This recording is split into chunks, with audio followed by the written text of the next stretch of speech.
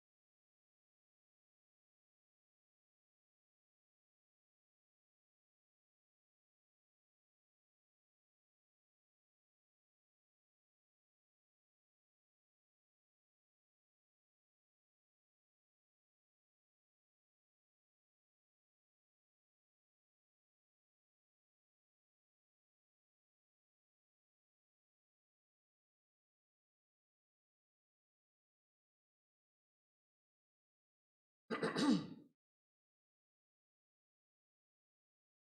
good morning once again. Today we have a subject which is quite common, important for all seekers of truth, for everyone. And it's a complicated one because it involves the family of the seeker of truth. How does that operate? How does it work?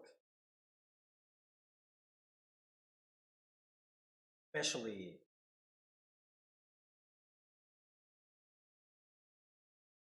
children and beloved ones. How does that fit? How does it work?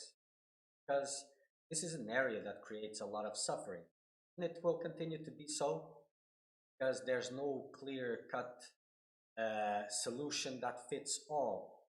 There isn't. But there are some points that we can take in consideration. So what's a family first? Let's look at the past more or less. In the past, a relationship, marriage, that was the cornerstone for the basis for having children. It was something that once you got married, it was for all your life. There wasn't this situation where, oh, I'll divorce you if you don't do this, or if you don't behave the way I like, I will divorce you, and we both move different directions. This wasn't the mindset. So marriage was more or less more for children than for adults, more or less, or for the society as a whole than for the individual. Because, well, when you get married, things happen, and, well, it happened, and, and it's complicated. And these days, we live a reality. It doesn't matter if it is spiritual relationships or worldly relationships, where there's the individual comes first, and if you're not tuned, if the person is not corresponding to your needs or does something you don't like, then you move away. More or less, like this reflects commitment, because in one situation both give opportunities to grow up, work certain things. They are just different circumstances. So in the first case, whatever happened in the environment of the marriage. Good, bad, it was there. There was no way out of it. So things had to be worked there. That structure was underlying the family structure, the values, and it was more supportive to children because they would get their parents there, whatever that would mean. These days, by opposition, it's very different. There's no security at this level. So it's different circumstances to work other things.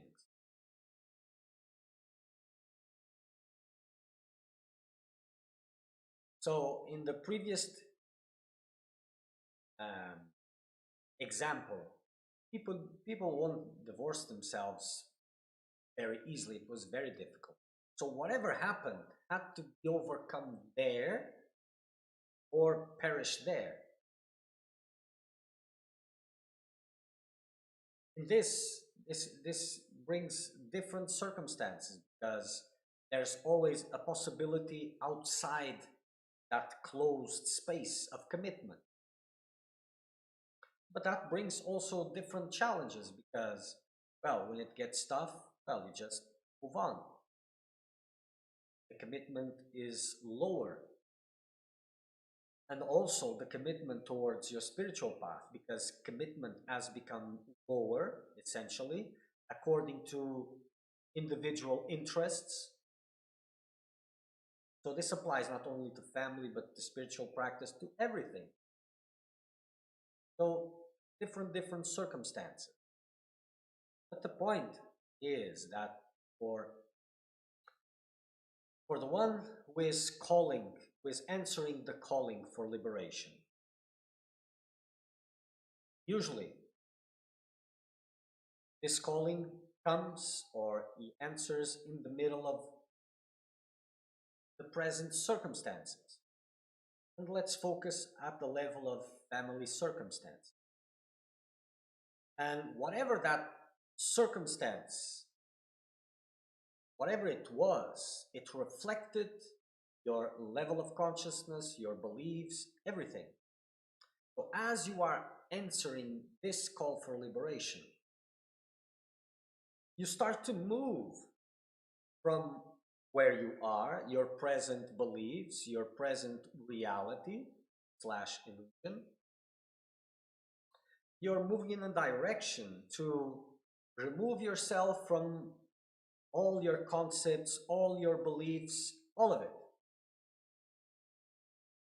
This is also a direction of vibration, from the level of vibration that you are towards a more subtle, a more subtle, a more subtle vibration. And here comes the thing, because in all circumstances, whatever you have there will try to hold you where you were. A part of you is also fighting to maintain what was there, and your surroundings will reflect this way. So in family, it will be also the same way. So your family wants that person that was there with those characteristics, good and bad, it doesn't matter. As it were, it wants that, period. And a part of you wants that also. So struggle begins. And many times seekers find themselves trying to bring their loved ones with them, and it is even more disastrous because they are doing this firstly because they want to share something which is important to them, but second and most important in your analysis is they want to avoid the pain of separation. A seeker of truth, either female or male, is equipped by nature to protect their loved ones, to protect their children, take care of them. This is inbuilt. When you find in a situation that your spiritual path is taking you away, it's not usually the children, because children, they don't answer for themselves and they don't really judge in the same way, they don't project those fears. It is the loved ones, the spouse or the spouse, woman or female, the woman or the man, doesn't matter. If you're female or male, that will depend, whatever. So it's usually the companion that will bring all its fears and all of its attachments and all of these things, and then takes the child or leaves it. Depends on a lot of things. So the children, they are not a problem in this situation because they will adapt to anything. It's usually the adults. And from the point of view of the seeker of truth, well, despite the way you have been equipped to protect, taking care, and all of this, despite that, you need to look at your surrounding in the same way. Whatever has to stay, stays. Whatever has to go, goes. It's law. It doesn't matter if you're a seeker or not. People get separated all the time in different circumstances. So no need to make a fuss about quest for truth, for liberation. It happens all the time for various reasons. So it's no different because interests change, directions change. And in all circumstances, people try to pull one another, bind them into the same direction, because this is instinct. If you are in the same direction, you'll remain close. But there's other levels on this instinct response. And it is quite possible for people to live different lives together if there is respect. But from the standpoint of the seeker of truth, he is not in a position to bargain anything. He is not in a position to try to make things work. Because as soon as he gets into that position, he lost the track, the spiritual path.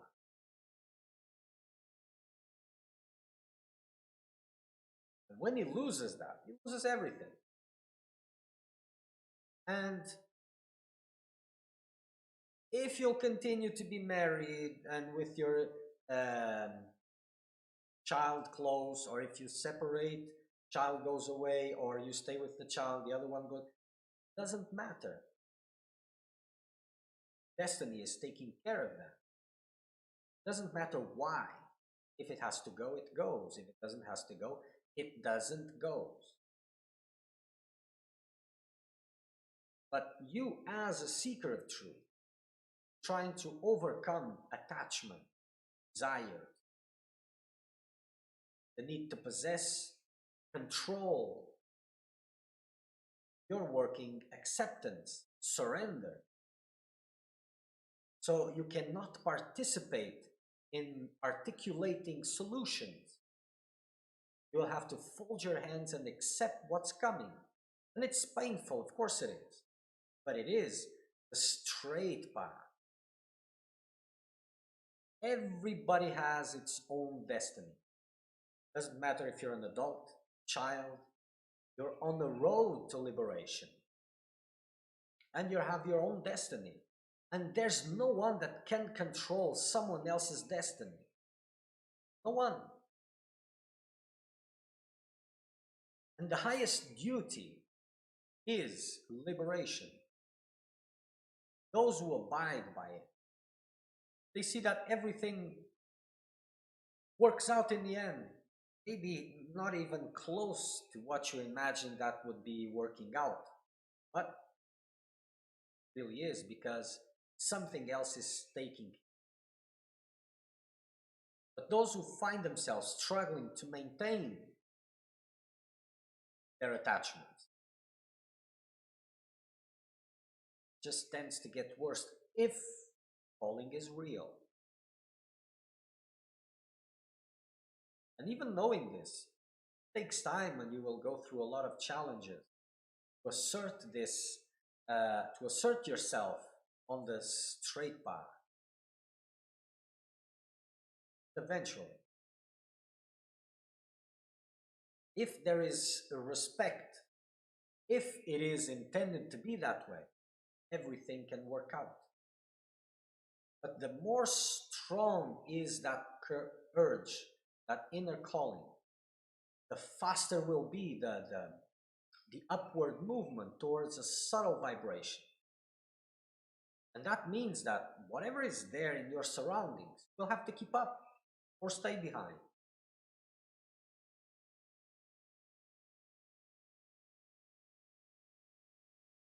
So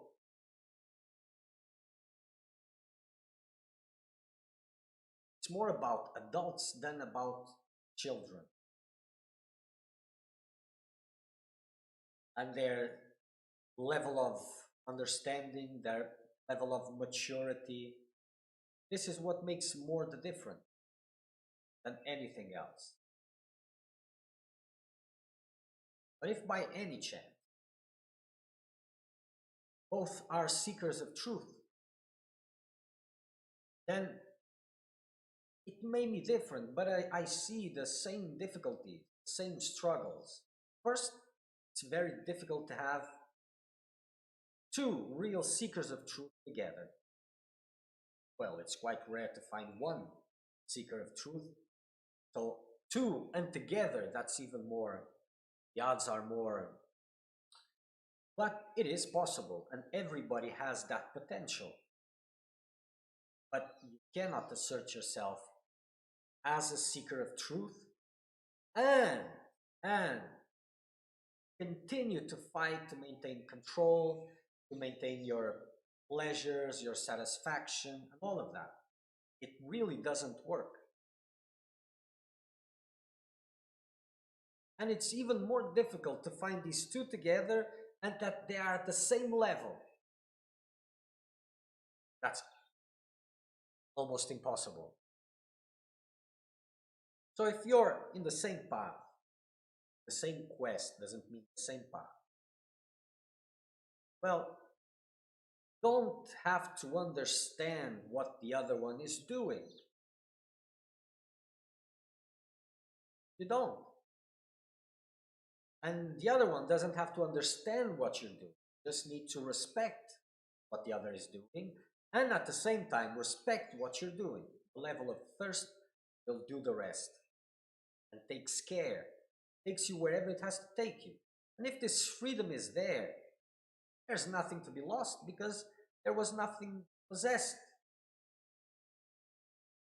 But even among these seekers, there is fighting. So what it means is, for the one who is more advanced, doesn't matter. You are both, become both tools of delusion to delay the other one's progress. But when you respect the other one's path, just let him go. And if there is respect, it means that your relationship is enormous. It has space for the other one to go and do whatever he needs to do and come back, whatever that means. And both can grow in the direction that they need because their relationship allows it. You don't need to be at the same level, you don't need to be the same, you just respect each other's needs. But this in mind, we have to understand that it doesn't matter at which level you are. Matters is, are you stopping or are you pushing forward? Because nobody stops in the middle. Either you're moving up or you're moving down. Either you're moving closer to liberation or you're moving into delusion. There's no middle grounds there. And if you're not pushing forward in terms of liberation, you're going backward. And if you assume this, then become an instrument of delusion for the other one. You become an obstacle. And an obstacle, it is something that comes in the seeker of truth path and says, either you stay with me as you were, or we part ways and you go. And as a seeker of truth, the real one, listens to this, his attention will not be in the relationship itself, but he will look inwards and see the level of conflict, of attachment that arises. And this question is not for him to answer. The question has been made, the positioning. So you choose. Either you stay as you were and you stay with me, or you continue with that and we will part ways. That's not for the seeker of truth to answer. His positioning is remain quiet and not interfere with whatever is unfolding. Let the other one, whatever it needs to do. I will hold my instinct, my need to control the environment, and I will just deal with the consequences that come with that. This is the positioning of a seeker. And when it is guidance, inner guidance, the calling, that is saying, either you come this way or you stay there. then he always, always puts his mind where guidance is pointing, and he deals with the consequence. When it is the world saying this, it's not his place to decide. When it is guidance, there's no decision, there's only guidance. And the rest, either it adapts to it or it falls behind. Whatever it is. For you, you will have to deal with your attachments, with the pain that comes from detachment, with all of this. And it is tremendous pain, yes, for sure. But that's the way you move. There's many stories from India.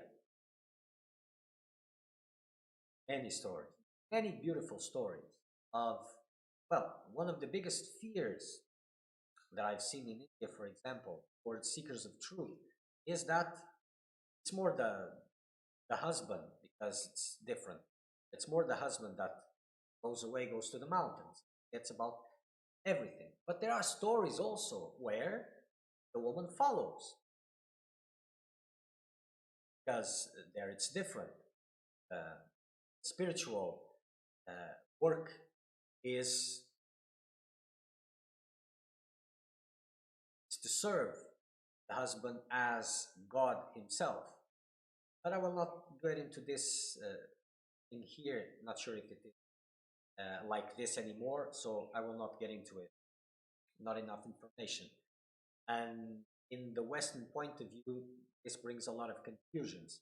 But this has a very beautiful side to it. Very beautiful. But continue. There's stories like this, and there's stories where the family moves together, whatever that means, into whatever circumstances the one who has the calling is going to. So there's no specific outcomes.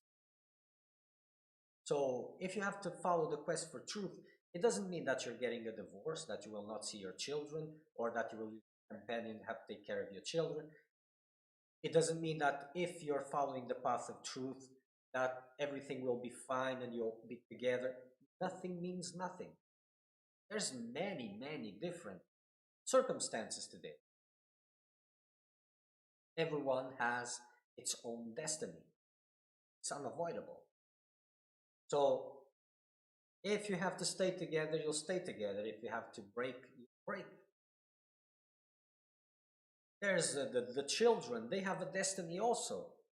And some have the destiny to just be with their mothers, to be just with their fathers, to be with none of them, and cannot control this.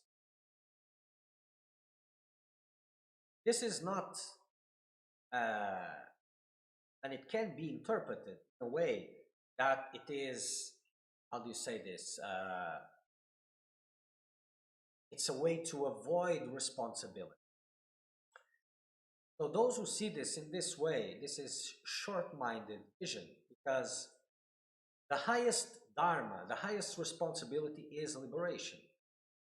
And the one who is following this path is having a much, much, much, much more harder life than anyone else following any other responsibility in life. It is by far the most painful path, the most difficult path. And whatever pain it's being caused by that, it will have to be lived, is the way. So if you're saying, for example, and this happens a lot, oh, I'm a seeker of truth, and this is being difficult for me because of this family, and I believe that I can do this better on my own. But this is not about guidance, it's not about following liberation. It's because they are a nuisance and you really want to get rid of them, but you're not pushing in the intensity that a seeker of truth pushes, works. You're just acting more on your own selfish needs than an act of uplifting yourself, an act towards embracing guidance. And it is more of a relief than a sacrifice. This is not in the right place. It's not in the right place. And these confusions, they happen a lot.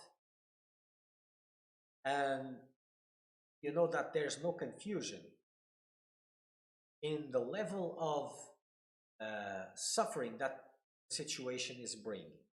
So if you're separating and getting relief, well, this is one thing. But if it's painful, it's another completely different. Well, it can happen that you get relief from the separation, and you're still on the right track, but this is because the other one left, not because you changed your stance. So these things are complicated. So if you're both on the quest for truth and you're at different levels, the one that it is visibly more more focused, more deeper into his commitment, that one should be the one which guides. The other one should more or less align to that direction. In a situation, of course, where this conflict unfolds, and above all, what you need to have in mind is never become an instrument in the hands of delusion to block your partner's spiritual growth. This is the worst stance that you can get into. And this will have very, very difficult consequences. Eventually, it will bring that which you want less.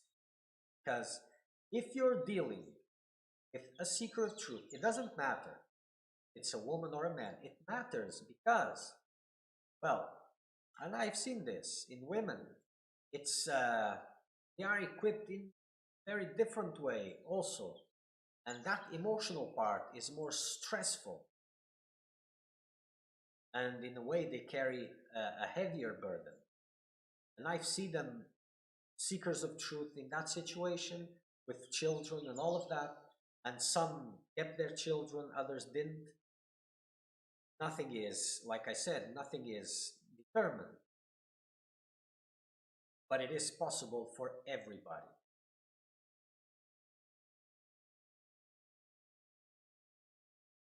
So don't be an instrument of delusion for your partner's spiritual path. And if you're a seeker of truth, both are, and both are following what they need, there's no separation. Even if they separate, because there's understanding, and you cannot really take care of someone else's needs if you're not taking care of your own needs also. This is tricky also because, well, but this is for seekers of truth, of course.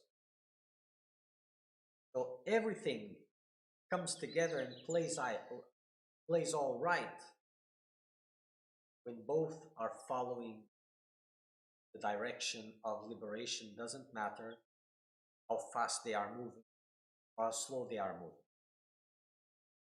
If they are agreeing in the same direction, there's no separation because they know they don't belong to each other. They are just companions on the road, on the direction, and they will do the best they can to take care of what they have mutual, their children, still not compromising on their path. But in practical terms, this is very rare. This is very rare. So, for the seeker of truth, you have to open to accept whatever comes to you, surrender to what is your path, to what is your direction, and whatever has to follow you will follow you, whatever has to stay behind still behind, you mourn it, and just continue your. And if you have a partner which is a seeker of truth, doesn't matter if you're not, or if you're also, but not as intensely. If he's a real seeker of truth, you cannot fight it. Fight it, lose it. And let's assume that you would win. That as a seeker of truth, but that doesn't happen. If it happens, it's not really a seeker of truth.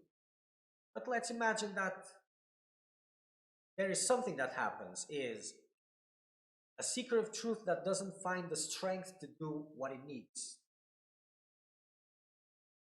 So you would win because he would give up what he was doing or adapt to your demands. But then what you would have in its place would be someone who was going to be miserable, who was going to be resentful, who was going to be bitter, because you have conquered through his fears, through his attachments, those. So he will be bad with himself, will be feeling bad with himself, to have failed. And after the fear has gone and everything is safe, will resent you and will start demonstrating this resentfulness towards you. So it's not a win-win, it's a lose-lose for everybody. For everybody. Everybody has to follow their own path. This is unavoidable. And for a seeker of truth, if the burden has come to you, can carry it. It is like this. And either you trust that things are being taken care of by something higher than you, or you try to continue to control your life and to place spirituality in a very small space that doesn't move anyway.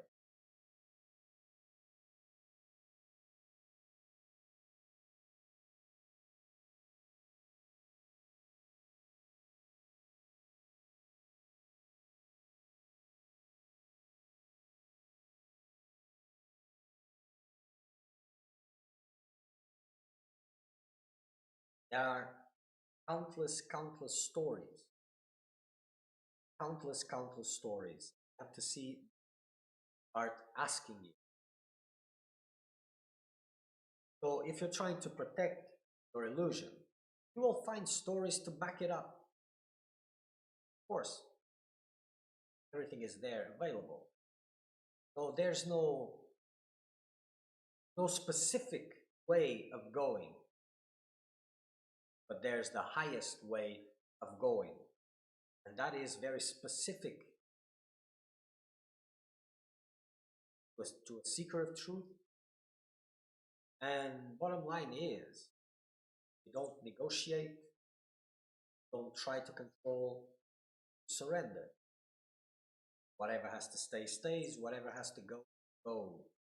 That is the law. So if you cannot control that, then use it. Work on your attachments, to work on the vision you have of the world, of yourself, and stand always by the highest.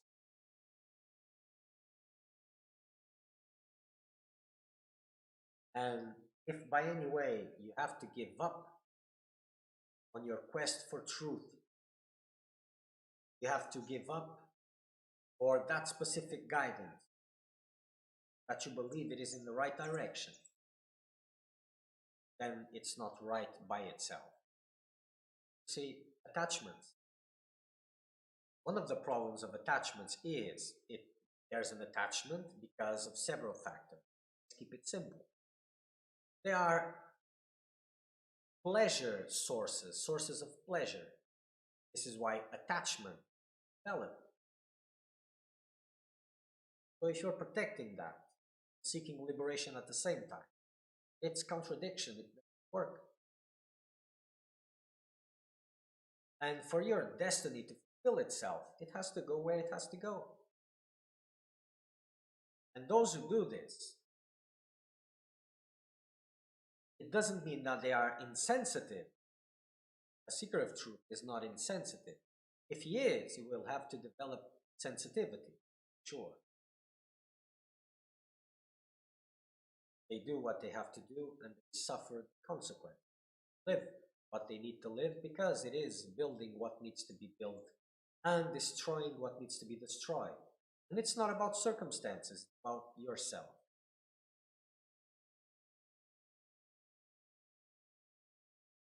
So it's common that when seekers more or less are close to the end of their journey, they say, oh, I didn't need to do all that I've done.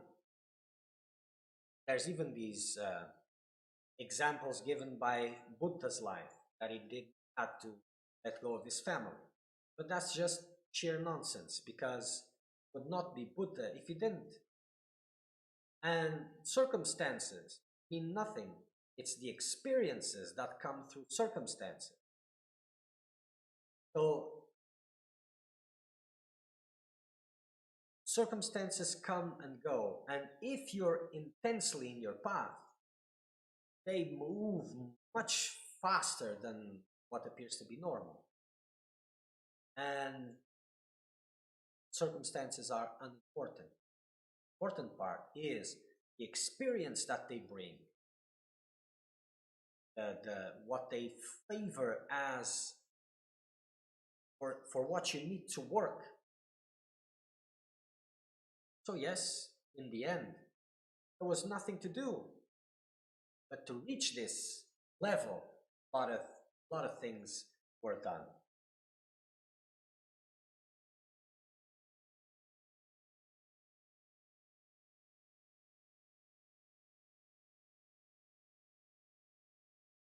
Okay, so a question here. Krishna, I have a question. How do we stop doubting God and His existence when people try to make you believe in what they believe? Well, this is normal. This is a normal situation.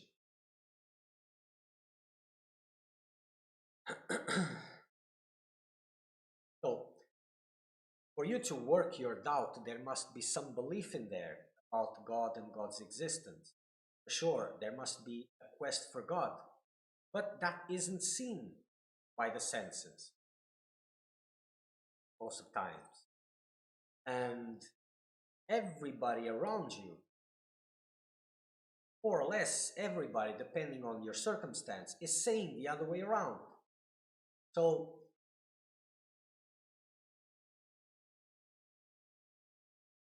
how do I put this? There's no easy way to do it because the calling is there. If the calling is there, you will have to give the steps into that direction to see it.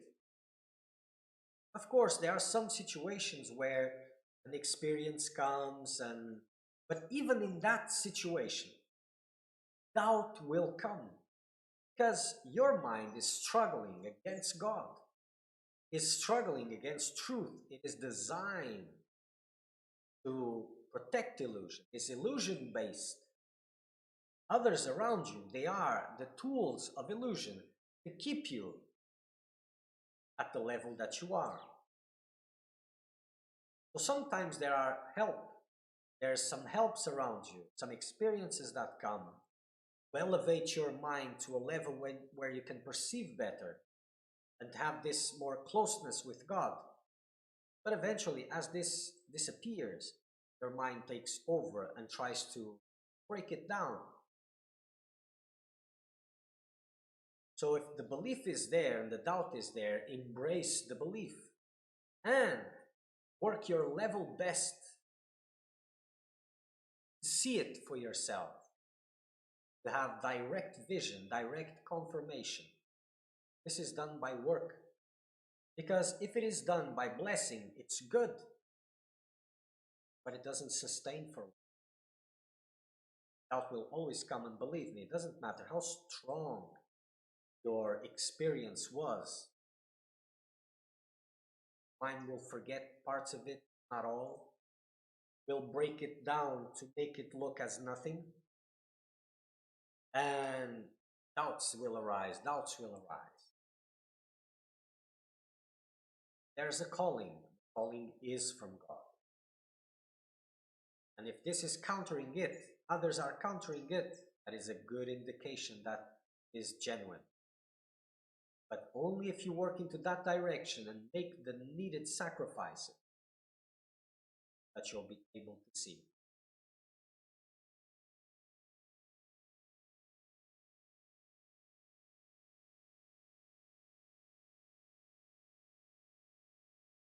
Due to the doubts, feel sometimes that it's impossible to reach Krishna. What does one do in such situation? Well, circumstances are just circumstances. And of course, if you're really trying, situations will come to a point where it seems impossible to go on. And what do? Just keep moving on. Keep moving on. Because if you give up, that's it. You're done. So there's one chance only. Either you trust in your calling and you continue, or you distrust it and you let it go. This takes you nowhere. The previous one may take you there. May, it's not guaranteed. But it's not guaranteed, not that God doesn't exist or there's no such thing as liberation. Maybe you cannot overcome your attachments, your fears and dependencies, because that's the problem. Because when others are saying that, wow, that's not real and it's impossible to get there or something like that,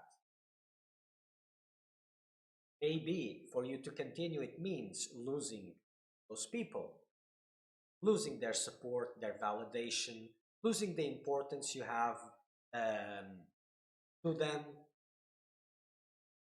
And that may be a very big, heavy price for you. That's your sacrifice. And at the same time, walk that path. You need to unleash all your strength. And for that, you will need to cut all dependencies. And to cut all dependencies means, it doesn't mean that you have to let go of everything and just throw yourself into a cave. But it means that if there's a conflict, follow guidance, you follow the highest value, and whatever is there either adapts or falls back. And that if it is for you to throw into a hole and stay there, that's what it means. If it means to stay in the middle of the world, that's what it means, or something else. And whatever you have either adapts or stays back. When you stop trying to control your environment, fighting for your attachments, for preferred circumstances,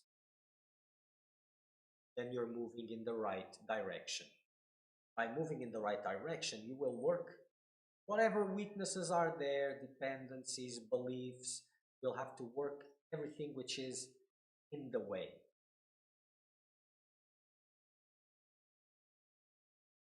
Either you trust in God or you trust the world. Either you trust your heart or you trust your mind. Because doubt comes from the mind. And it only comes because there must be something here pulling. If there isn't, if God is just a concept and doubt is another concept, then it doesn't matter. Because the process is not, the calling is not there, it's not alive.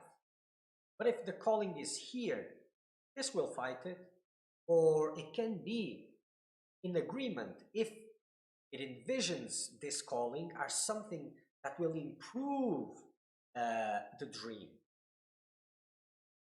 This happens a lot. And of course, eventually it will realize that it's not the way it works, at least not in the short term. But if this is here, doubt comes from here. They are different aspects. So this has to surrender to this. Has to become a tool in the hands of this and not otherwise. This is not here. Decide, to understand. It's to obey this. It's a tool in the heart's hands. And it's there to learn. To learn by experience, by seeing. It has no place in judging and making choices. Its place is to comply.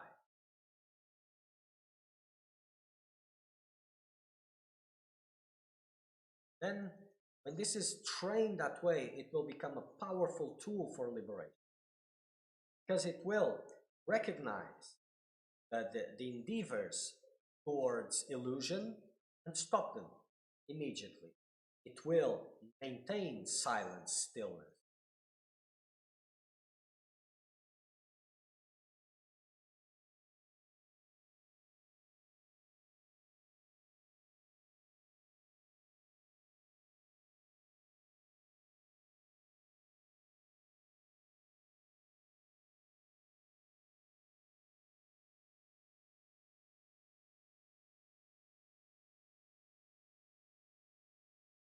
So a family is a unit.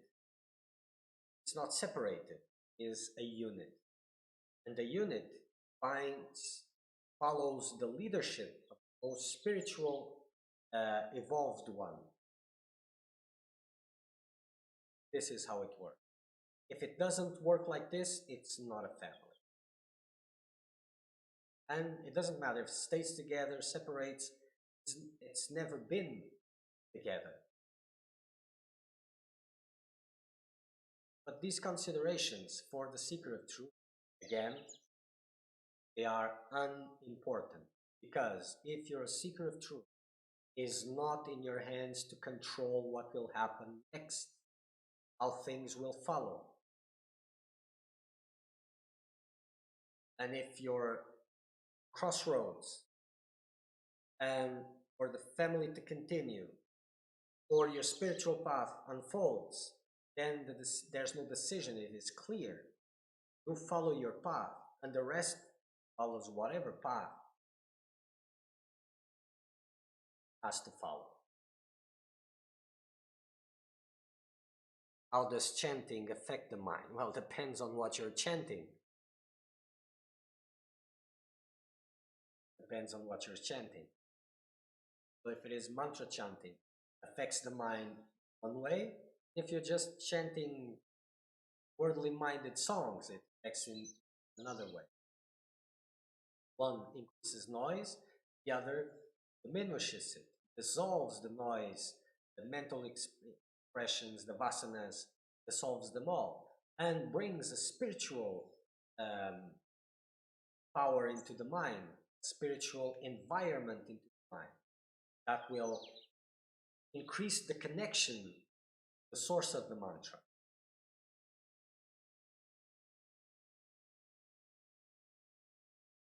If it is mantra chanting, then the mantra should replace everything. Only the mantra exists.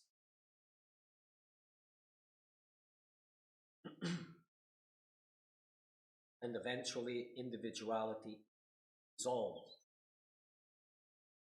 And only that mind. Coming back to the seeker of truth.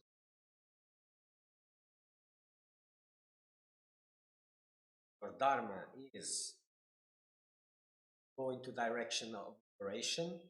Whatever has to follow follows, what doesn't doesn't. And when it is the world telling you either this or that, you don't make any decisions. You just continue with your spiritual work. Let the world follow its own course. But when it is guidance to say this, because guidance doesn't say this or that, it says this, follow, and you live the consequence. If you're following guidance, it doesn't mean that everything will be okay according to needs, desires, and attachments. it probably goes in the opposite direction.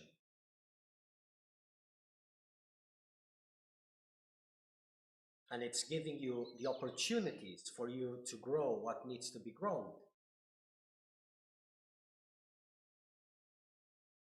So if you have this naiveness to imagine that, okay, so if I follow the highest, then I won't be exposed to my fears, attachments, and all of this. Wrong, of course. Because there's nowhere to go, there's nothing to do, of course. What this means is, by going and choosing and abiding by, will be exposed different levels of your dependencies, weaknesses, attachments, all of this. This is what you're trying to solve. Not trying to reach somewhere, getting free from your limitations.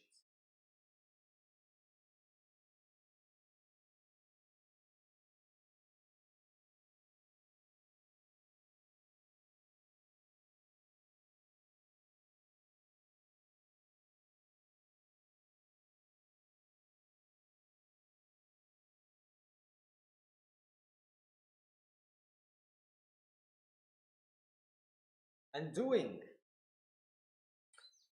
making a decision which is contrary to worldly uh, responsibility, or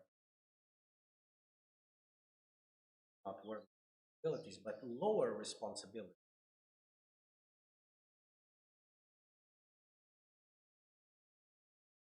It doesn't mean that you're making the right choice.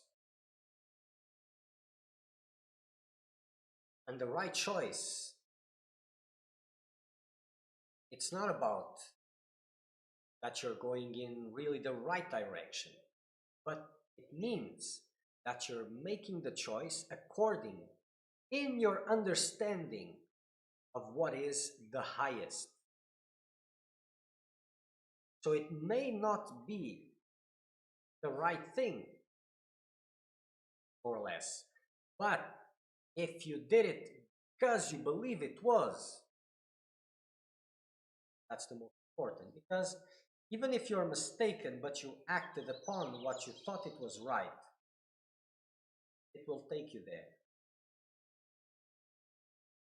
But if by any chance you're playing games to protect your delusion, it will not work.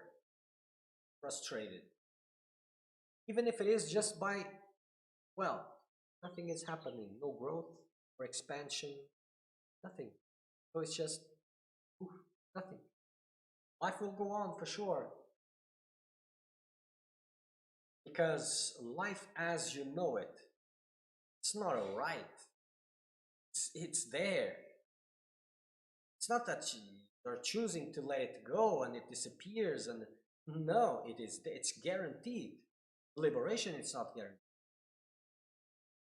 This is what you need to work for. The rest is unavoidable. The chance of going beyond it, that is the small one. But when things are in order, when things are in the right place, liberation is unavoidable.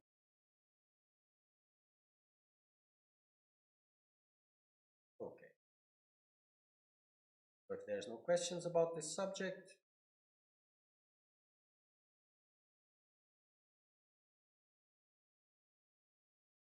we'll end for today. If you have any questions about this subject or any other subject, you can send that WhatsApp number that appears there, and I will answer in the next satsang. It doesn't arrive in time today.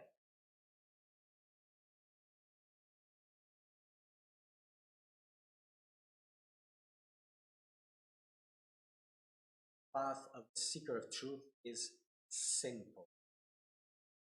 Simple. Not easy, simple. And it is in this simplicity, as you abide by the highest. Yes, the trail of destruction can be big, But in the end, it's for the best. If you see a building that the foundations are not good, you will not build something else on top of it. You'll destroy it, make it better, and then grow it. The same in life. Life pushes in this direction. Either you are a seeker of not or not, pushes in this direction. It is what sustains existence, whatever that means. Okay. So next satsang will be probably Saturday. See?